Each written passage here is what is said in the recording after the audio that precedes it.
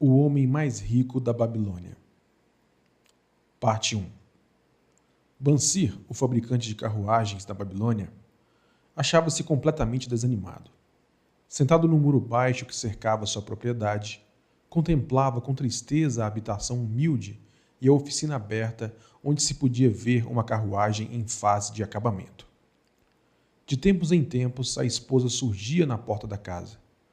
O olhar furtivo que lhe endereçava nesses momentos lembrava-o de que a despesa estava quase vazia e que ele devia estar trabalhando para terminar o serviço encomendado, martelando aqui, cortando ali, lixando e pintando, esticando o rouro para forrar os aros das rodas, em suma, preparando o veículo para a entrega, a fim de que pudessem receber o pagamento de seu rico cliente.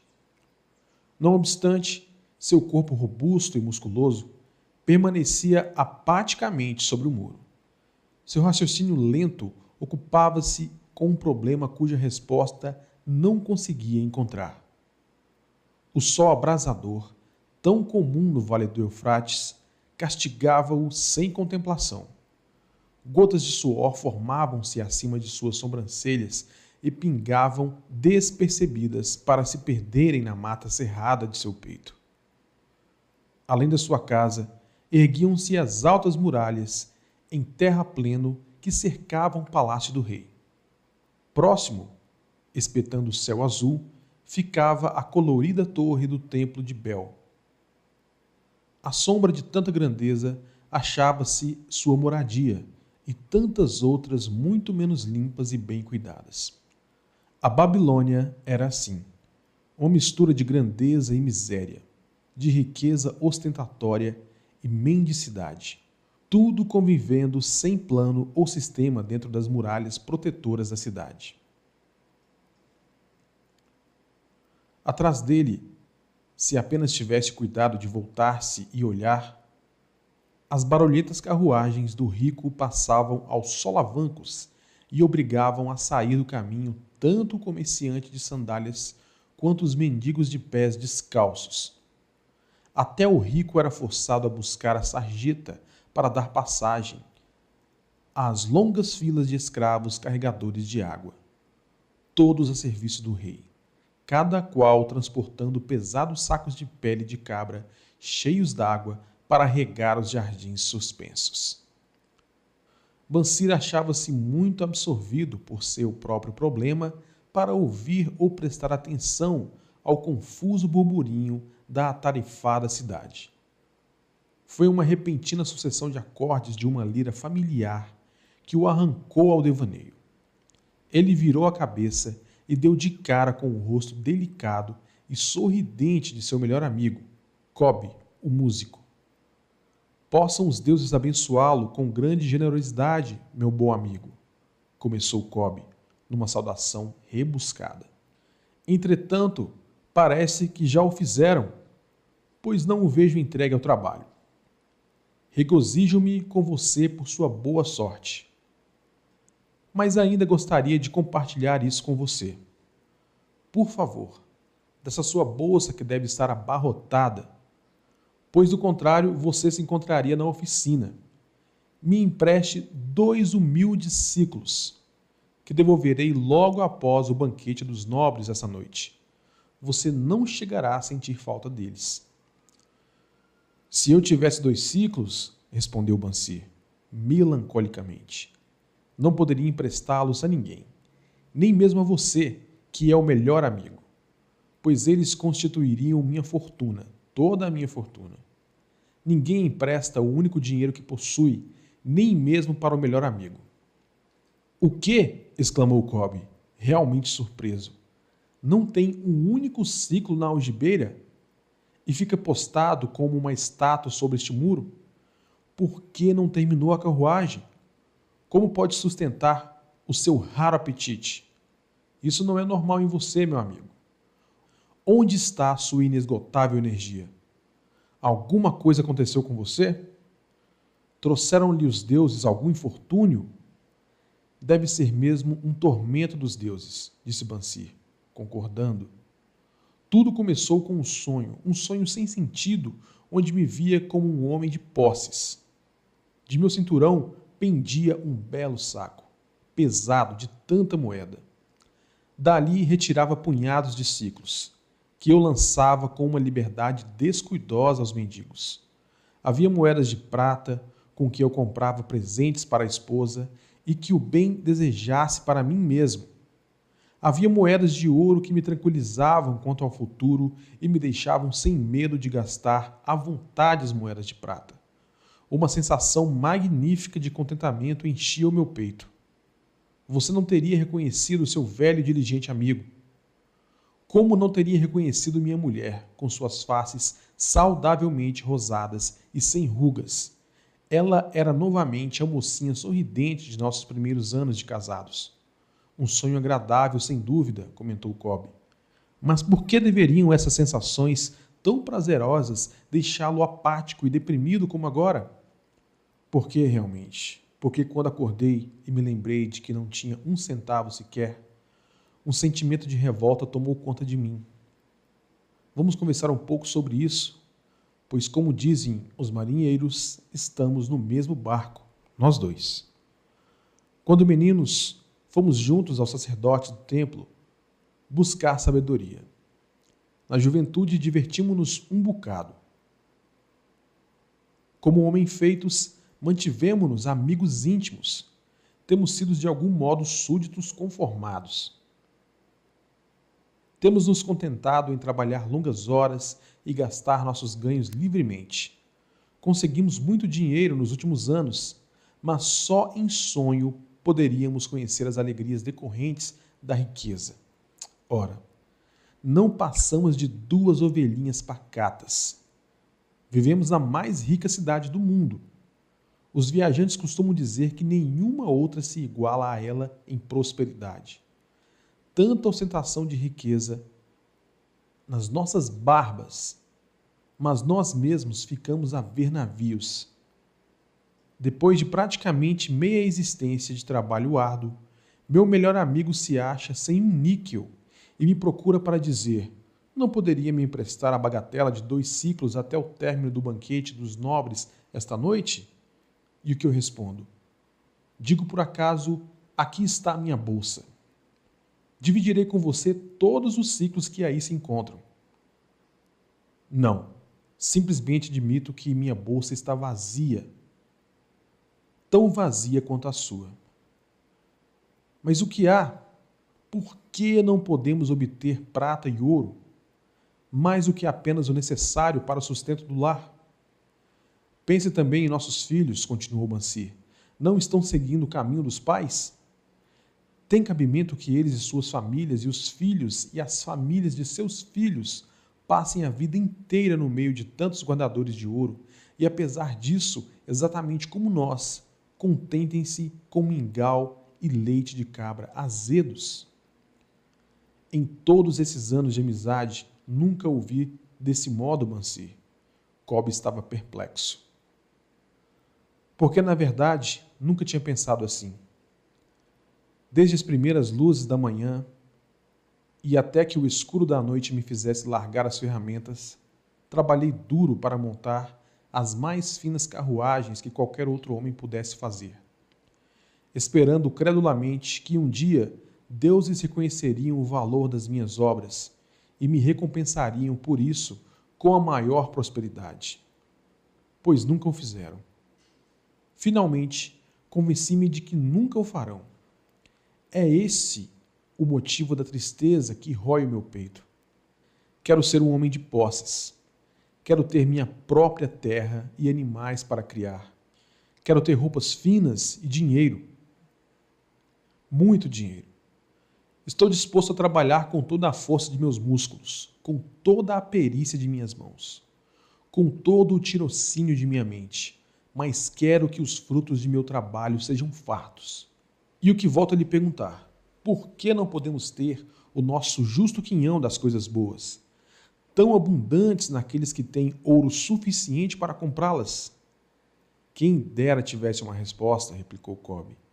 Sinto-me tão satisfeito quanto você. Meus ganhos com a lira se vão rapidamente. Muitas vezes tenho que inventar para que a família não passe fome. Além disso, venho há muito alimentando o profundo desejo de adquirir uma lira grande o bastante para que possa verdadeiramente tocar os acordes musicais que se multiplicam em minha mente. Com um instrumento assim, eu poderia compor músicas melhores do que aquelas que o rei ouviu até o momento. Com uma lira que você, sem qualquer favor, deveria ter.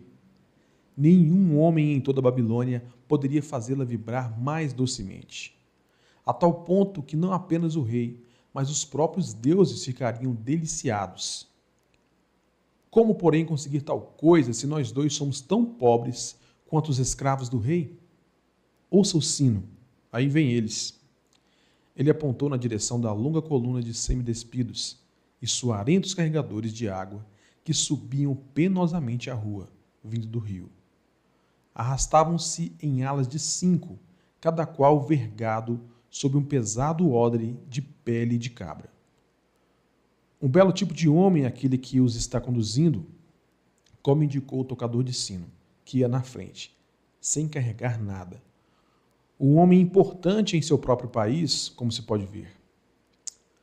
Há muitos bons tipos ali, acrescentou Bansir, concordando com um amigo. Homens tão bons quanto nós. Homens altos e loiros do norte, os risonhos negros do sul, os morenos dos países mais próximos, todos marchando juntos do rio até os jardins, um após o outro, dia após dia, ano após ano. Nenhuma expectativa quanto a um futuro diferente ou melhor. Camas de palha para dormir e papas terríveis de cereais para comer. Coitados desses pobres brutos, Cobb. Coitados, realmente. Mas você me faz ver que não somos muito melhores do que isso, embora nos consideremos homens livres. É verdade, Cobb. Por mais desagradável que seja a ideia. Não queremos continuar levando, ano após ano, uma vida de escravos. Trabalho, trabalho, trabalho, sem ir a lugar algum. Não podemos descobrir como outros conseguem ouro e fazermos como eles? Perguntou Cobb. Talvez haja algum segredo que devemos buscar junto àqueles que o conhecem, replicou Bansir pensativo. Ainda hoje, lembrou Cobb, passei por nosso velho amigo Arcade, refestelado em sua carruagem dourada. Devo dizer que ele não me olhou com o desprezo que muitos de sua posição teriam achado perfeitamente cabível. Ao contrário, acenando com a mão na frente de todos os circunstantes, saudou e concedeu seu sorriso de amizade a este Cobb, o músico. Ele é considerado o homem mais rico de toda a Babilônia, refletiu Bansir. Tão rico que o próprio rei, segundo se diz, busca sua valiosa ajuda para os negócios do tesouro, replicou Cobb. Tão rico, acrescentou Bansir, que se o encontrasse casualmente numa noite escura, seria capaz de enfiar minha mão em sua gorda algibeira. Tolice, reprovou Cobb. A riqueza de um homem não se acha na bolsa que ele carrega. Uma bolsa gorda fica logo vazia se não houver um constante fluxo de ouro. Arcade tem rendimentos que conservam suas reservas sempre altas, por maior que seja a liberdade com que gasta dinheiro. Rendimentos. Essa é a questão, exclamou Bansir. Quero ter uma renda fluindo continuamente para minha bolsa. Esteja eu sentado sobre o muro ou viajando em terras distantes. Arcade deve saber como um homem pode criar uma renda para si mesmo. Supõe que se trate de alguma coisa que ele poderia deixar claro para uma mente tão lenta como a minha? Parece-me que ele transmitiu seus conhecimentos ao filho, Nomazir, respondeu Cobb. Este não foi para Nínive e, como se comenta na estalagem, não se tornou, sem a ajuda do pai, um dos homens mais ricos dessa cidade? Cobb, você acaba de me propiciar um raro pensamento. Um brilho novo surgiu nos olhos de Bansir. Não custa nada buscar conselho junto a um bom amigo. E Arcade sempre se mostrou como tal para nós dois. Pouco importa que nossa bolsa esteja tão vazia como o ninho de um falcão abandonado há um ano. Não deixemos que isso nos detenha. Estamos fartos de não ter ouro no meio de tanta opulência. Queremos tornar-nos homens de posses. Vamos procurar Arcade. e perguntar-lhe também como nós também podemos adquirir uma renda para nós mesmos. Você parece verdadeiramente inspirado, Bansir. Está me trazendo uma nova compreensão e me faz perceber porque nunca encontramos nenhuma quantidade de ouro. Nós nunca a procuramos. Você trabalhou pacientemente para construir as mais sólidas carruagens da Babilônia. Para tal propósito, devotou seus melhores esforços. E nisso até que teve êxito. Eu mesmo fiz os melhores esforços para tornar-me um virtuoso da lira. E nisso eu também tive êxito. Nas coisas em que aplicamos nossos melhores esforços, tivemos êxitos. Os deuses parecem satisfeitos com que continuemos assim. Agora, finalmente, vemos uma luz, brilhante como os raios do sol nascente. Ela nos indica que devemos aprender mais para prosperar mais. Com um novo entendimento, acharemos caminhos dignos para cumprir nossos desejos. Vamos hoje mesmo à procura de Arcade, insistiu Bansir. Busquemos igualmente outros amigos de infância que não tiveram maior sucesso que nós mesmos, para que compartilhem conosco as mesmas lições. Está sempre pensando nos outros, Bansir. É por isso que tem tantos amigos. Será como você diz, pois vamos hoje mesmo e os levemos conosco.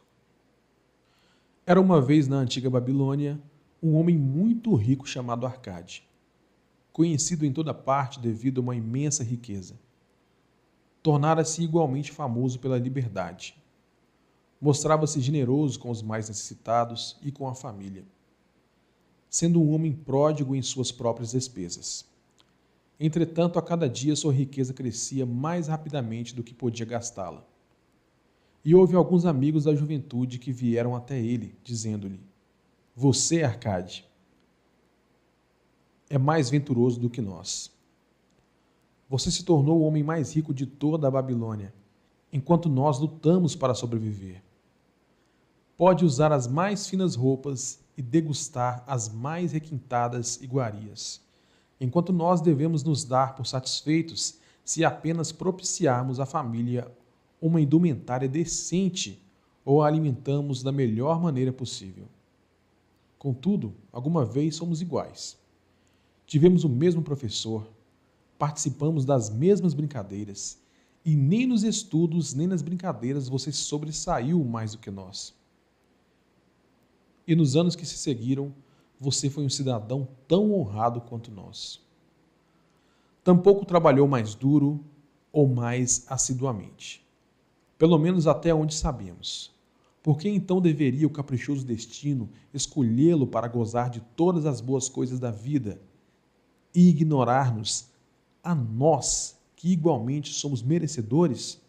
Após o que Arcade protestou com eles, dizendo por sua vez: Se vocês não adquiriram mais do que uma pobre existência desde os tempos em que éramos jovens, isso se deve a que não conseguiram aprender ou não observaram as leis que governam a acumulação da riqueza. O voluntarioso destino é um Deus cheio de malícia que não assegura um bem duradouro para ninguém. Ao contrário, ele traz ruína para quase todo homem sobre quem faz chover ouro não conquistado. Ele produz os gastadores libertinos que logo dissipam tudo o que recebem e se deixam dominar pelos mais extravagantes apetites, que nem sempre podem satisfazer.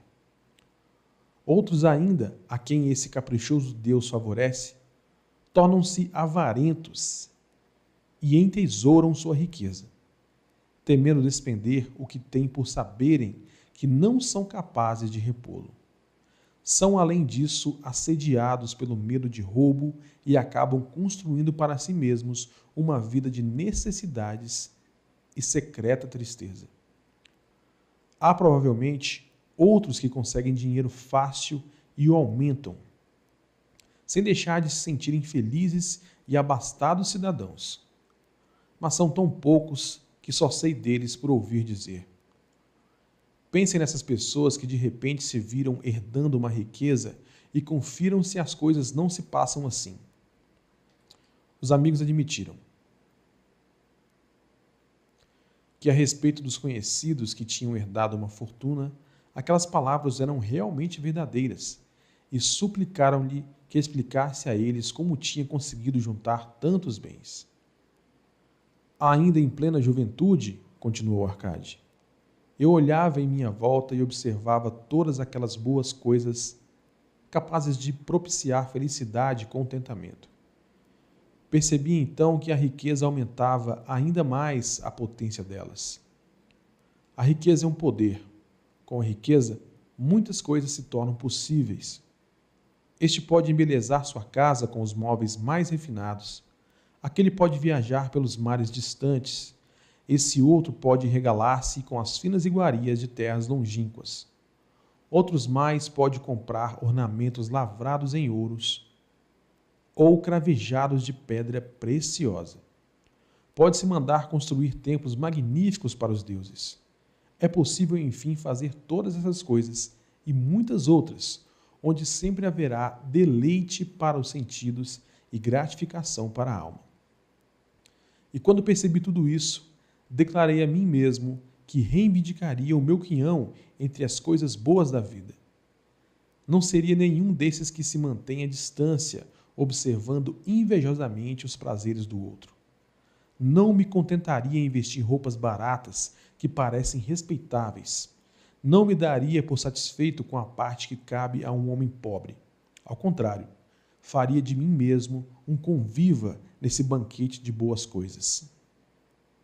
Sendo, como sabem, filho de um humilde comerciante, membro de uma grande família sem qualquer expectativa de herança, e não me achando dotado, como me disseram vocês com tanta franqueza, de poderes superiores ou talentos especiais, decidi que se realmente quisesse conseguir tudo o que desejava, precisaria basicamente de tempo e estudo.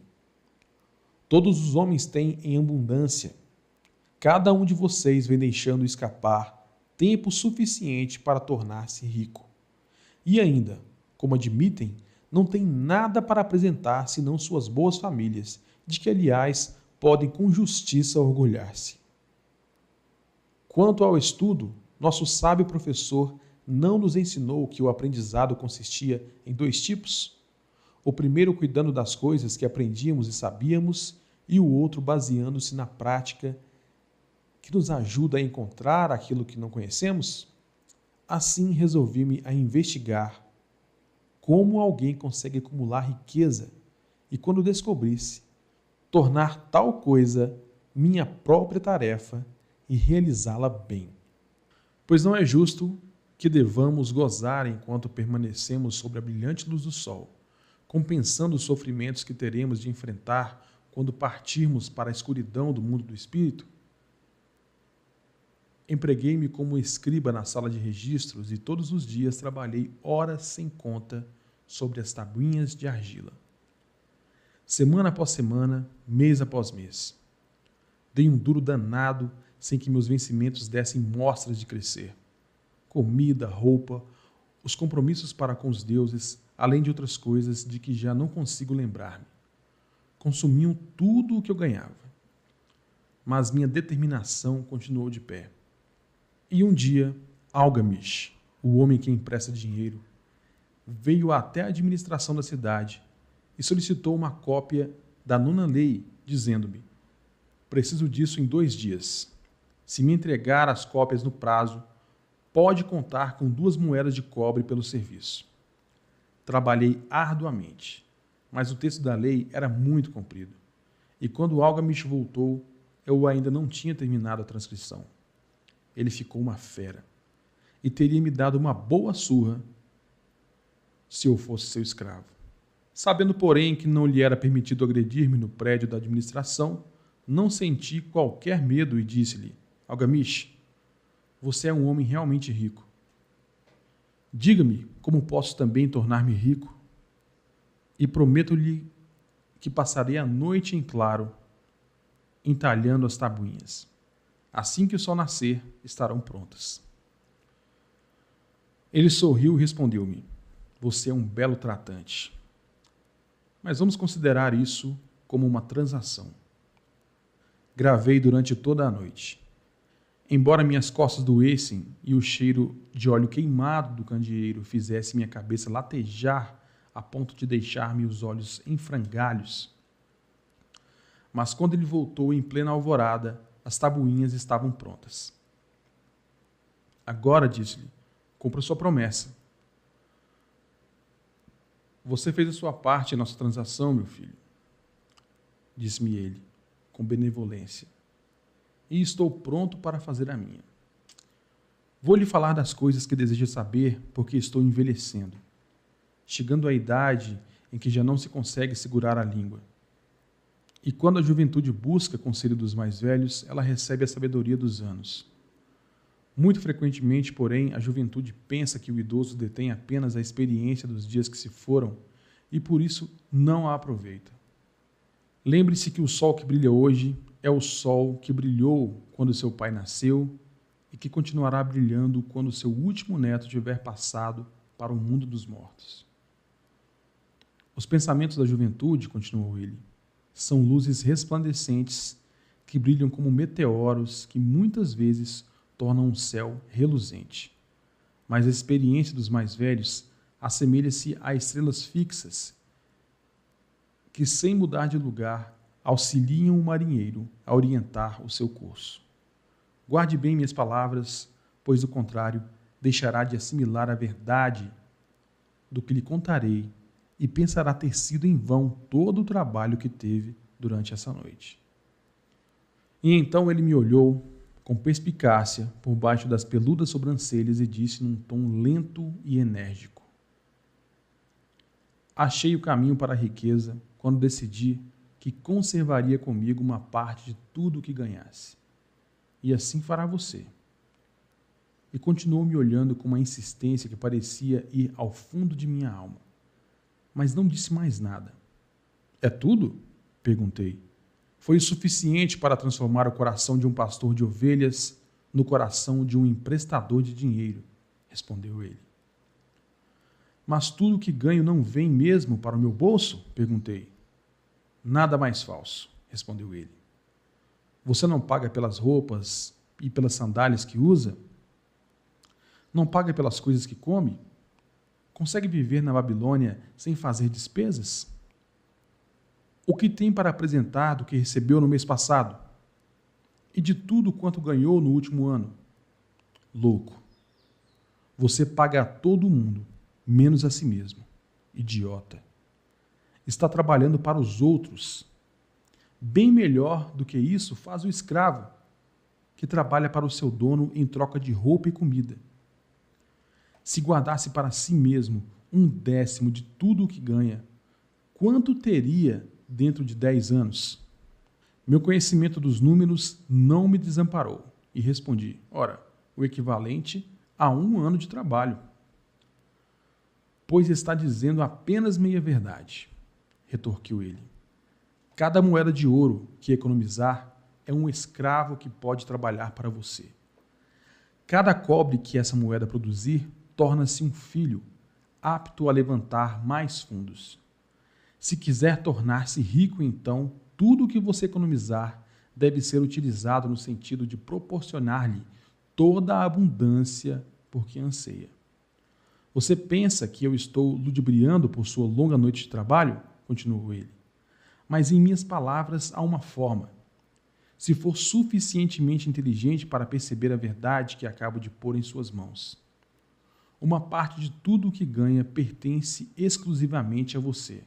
No mínimo 1/10, mesmo nas ocasiões em que tiver recebido pouco dinheiro. Pode ser mais, de acordo com o que produzir.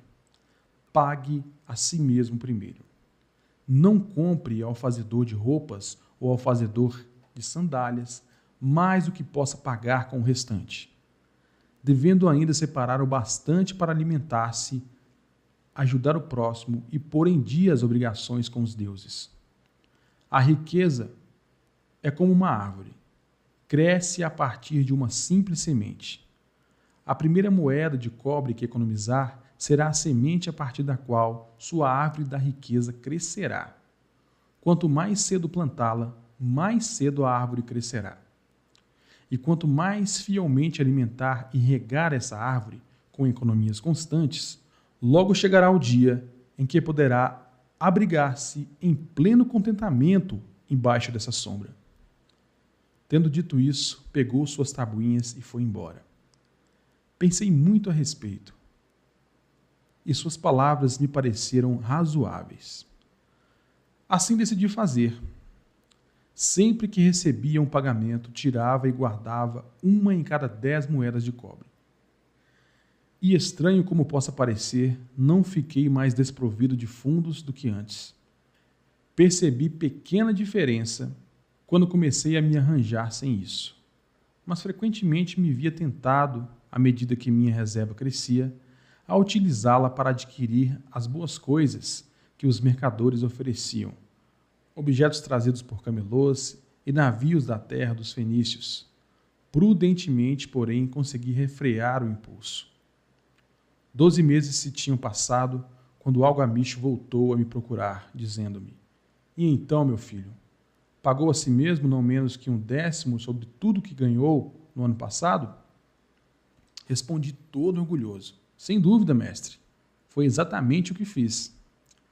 "Ótimo", comentou, abrindo um largo sorriso para mim.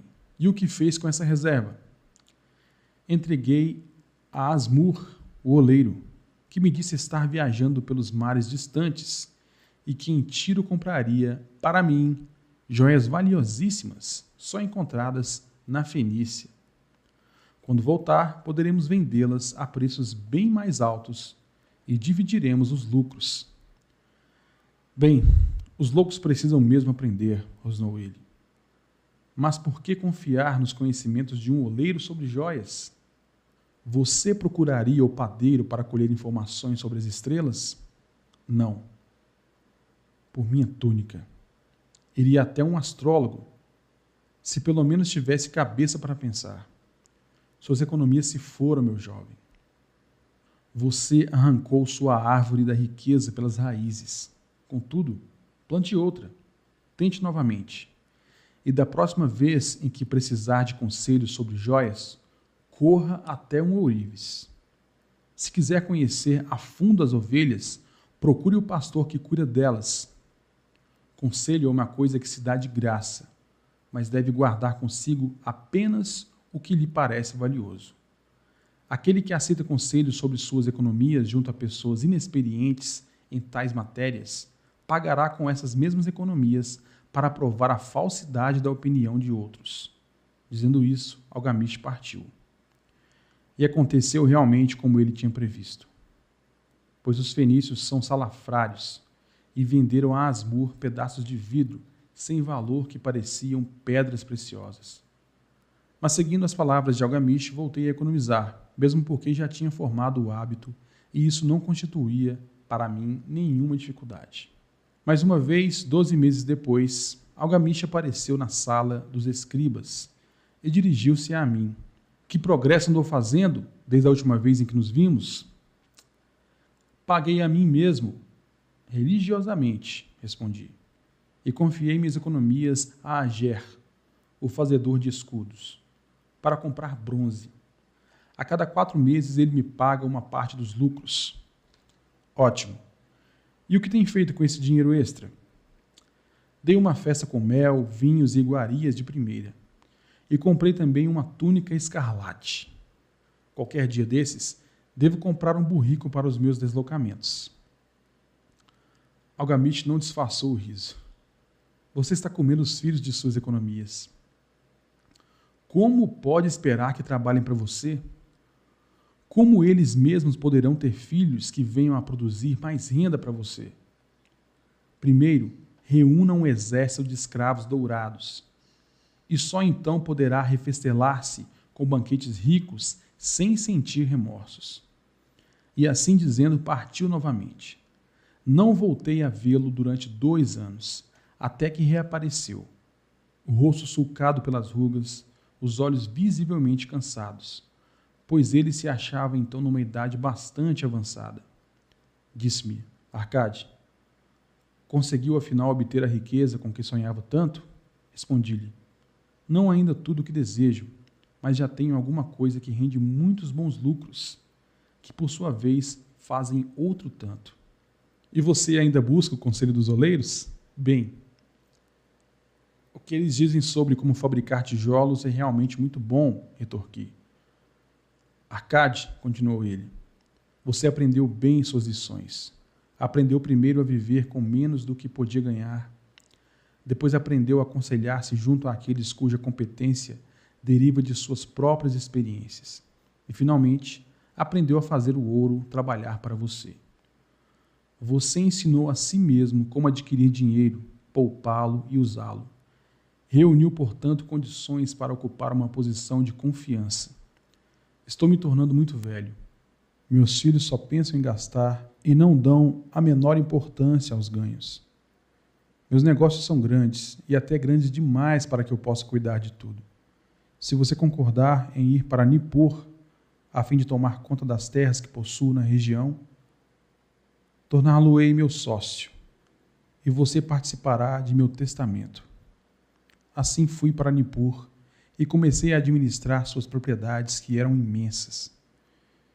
E como estivesse cheio de ambição e dominasse as 3 leis que nos ensinam a lidar de maneira exitosa com a riqueza, tive condições de aumentar ainda mais o valor de seus bens.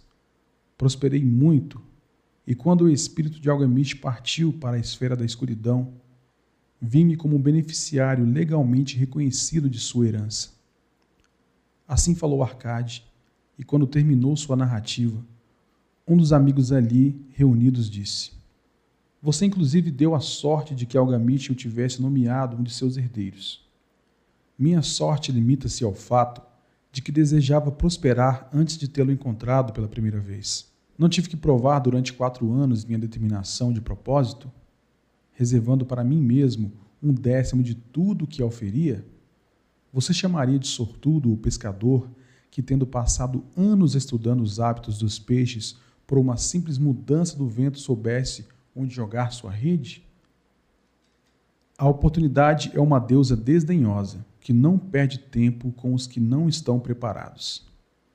Você teve uma tremenda força de vontade em continuar poupando depois de ter perdido as economias do primeiro ano. Nisso, foi extraordinário, disse um outro. Força de vontade, retorquiu Arcade. Bobagem.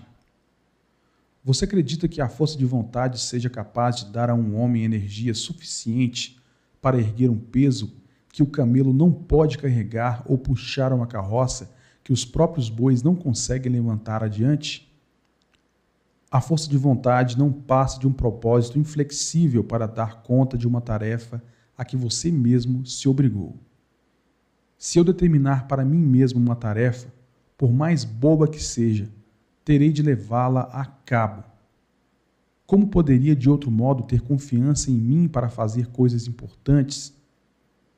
Se me dissesse, durante 100 dias, quando eu cruzar a ponte na cidade, apanharei uma pedra do chão e jogarei dentro do rio, eu o faria. Se no 7º dia passasse por lá, sem me lembrar da resolução tomada, não diria, amanhã jogarei 2 pedras em vez de uma. Ao contrário, voltaria e atiraria a pedra ao rio. Tampouco seria capaz de me dizer lá pelo 20º dia, Arcade, isso não tem utilidade alguma. Que proveito tem para você atirar uma pedra ao rio todos os dias? Arremesse logo um bom número delas e acabe com isso. Não. Também não conseguiria pensar desse modo. Quando me decido por uma tarefa, vou até o fim. Consequentemente, tomo muito cuidado para não começar tarefas difíceis e impraticáveis, porque tenho meu conforto íntimo em alta conta. Se o que diz é verdadeiro, aparteou um terceiro interlocutor, e parece, como afirmou, sendo tão simples, se todos os homens o fizessem, não haveria bastante riqueza para todos. A riqueza cresce onde quer que os homens empreguem energia, replicou Arcade. Se o homem rico constrói um novo palácio para si, o ouro despendido vai embora? Não. O oleiro, o operário e o arquiteto participam desse ouro. E quem quer que trabalhe na obra, participa dele também. Mesmo depois de construído, o palácio não vale tudo quanto custou? E o terreno sobre o qual se ergue não passa a valer mais pelo próprio fato de abrigá-lo? E os terrenos circunvizinhos não se tornam igualmente valorizados? A riqueza cresce através de meios mágicos. Ninguém pode estabelecer um limite para isso. Não construíram os fenícios grandes cidades em costas inóspitas com a riqueza proveniente de seus navios mercantes? O que poderia nos aconselhar para que também nós nos tornemos ricos? Perguntou um outro dos amigos. Os anos passaram, não somos mais jovens e não guardamos nada.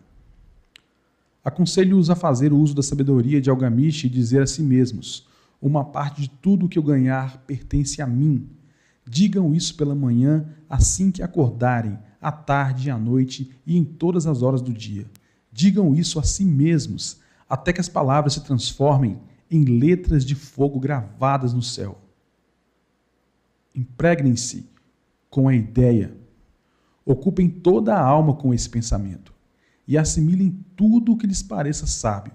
Separem não menos de 1/10 e economizem. Façam todas as despesas necessárias, mas poupem primeiro essa pequena cota. Cedo vão experimentar a deliciosa sensação de um tesouro cuja posse cada um de vocês tem legitimamente condições de reivindicar. Quanto mais ele crescer, mais se verão estimulados. Vibrarão com uma nova alegria de viver. Encararão a possibilidade de maiores esforços para ganharem mais, pois não estarão reservando sobre os lucros maiores a mesma porcentagem? Aprendam, portanto, a fazer com que seu tesouro trabalhe para vocês.